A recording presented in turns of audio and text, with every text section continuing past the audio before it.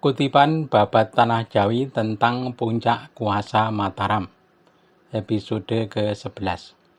Surabaya takluk kepada Mataram. Semakin lama negeri Mataram semakin kuat. Satu persatu wilayah timur Pulau Jawa telah takluk. Pulau Madura pun berhasil ditaklukkan. Episode penaklukan Madura telah kami bacakan dalam episode Panembahan Juru Kiting Penakluk Madura.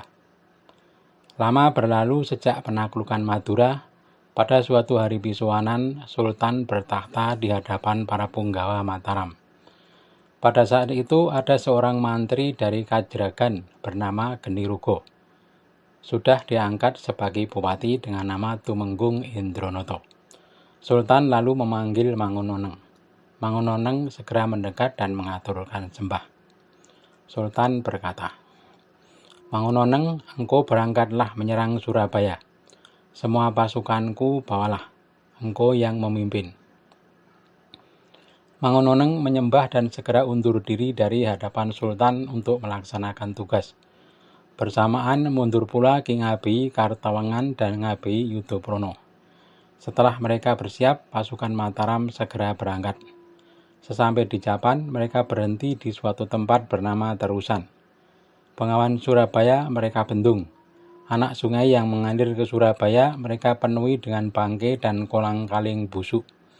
Orang Surabaya menjadi kekurangan air minum. Barang siapa nekat minum menjadi sakit, batuk, dan panas. Di Surabaya para mantri terbelah dalam menghadapi kedatangan pasukan Mataram. Sebagian mengajak berperang, sebagian lagi mengajak tunduk dengan menghadap ke Mataram. Adipati Sanjoto bersikeras untuk melawan pasukan Mataram.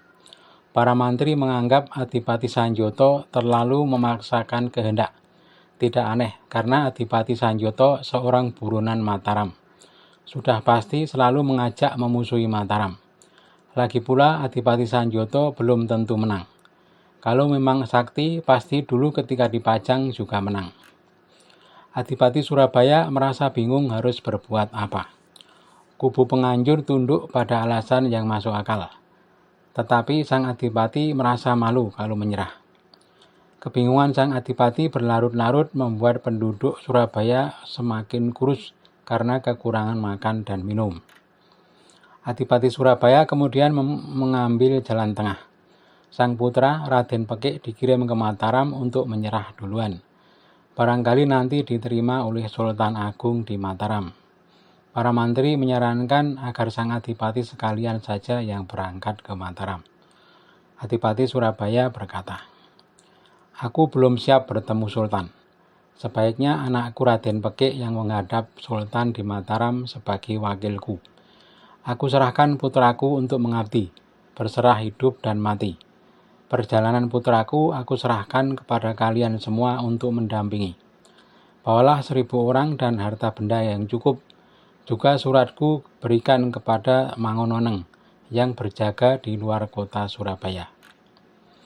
Para mantri dan Raden Pekik segera undur diri untuk bersiap.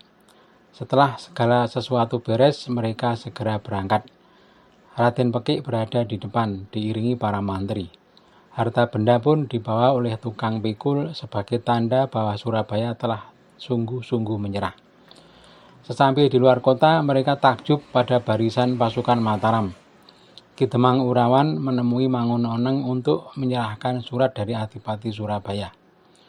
Surat dibaca oleh Mangunoneng dengan seksama.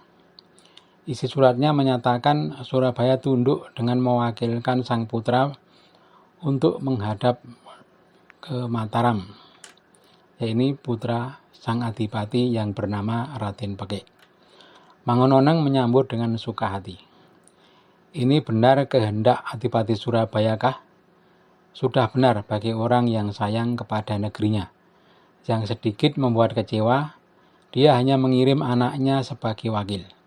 Bagaimana menurut kalian, wahai para mantri?" Para mantri menyerahkan keputusan kepada Mangunoneng.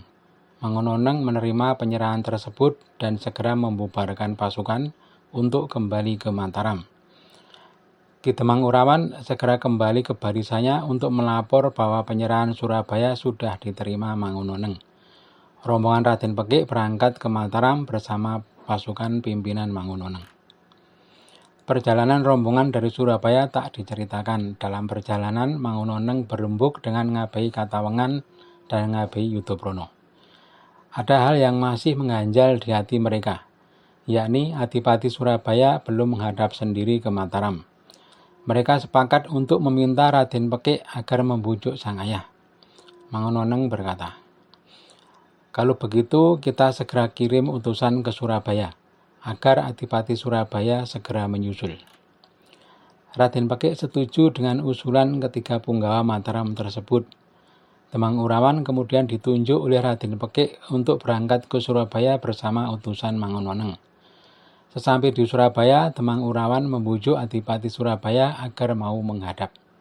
Berkata Temang Urawan, "Paduka diminta oleh putra Paduka agar datang ke Mataram untuk bertemu Sultan." Adipati Surabaya tergopoh-gopoh, lalu segera bersiap berangkat. Dalam hati merasa menyesal karena tidak menuruti saran para mantri untuk berangkat sendiri ke Mataram. Adipati Surabaya berharap Sultan memaafkannya. Keberangkatan Adipati Surabaya juga membawa serta Adipati Sanjoto, Adipati Pajang, dan Adipati Jogorogo. Dengan pasukan besar dari Surabaya, sang Adipati berangkat. Perjalanan Adipati Surabaya sudah mencapai Ponorogo. Mangununeng, Ngabei Katawengan, dan Ngabei Yudaprana telah berhenti di situ menunggu perintah selanjutnya dari Mataram. Tak lama utusan Sultan datang membawa perintah. Adipati Surabaya akan disuruh kembali ke Surabaya bersama Raden Pekik. Adapun Adipati Sanjoto diambil oleh Sultan untuk ditinggal di Mataram. Tetapi sebelum Adipati Surabaya kembali, diminta untuk datang ke istana. Sang Sultan ingin bertemu. Adipati Surabaya hanya bisa menunduk tanpa kuasa menolak. Segera sang Adipati berangkat menuju istana. Sesampai di istana, Mangununeng melaporkan segala yang terjadi. Sultan berkata, "Semua yang diikat lepaskanlah, semua wanita kembalikan kepada lakinya." Sultan lalu memberi perintah kepada Adipati Surabaya, "Ki Tumenggung Surabaya, engkau sekarang memimpin Surabaya. Adapun paman Adipati Pajang yang masih berada di Ponorogo, bawalah serta. Tempatkanlah di luar kota tanpa pasukan." Adipati Surabaya segera melaksanakan perintah.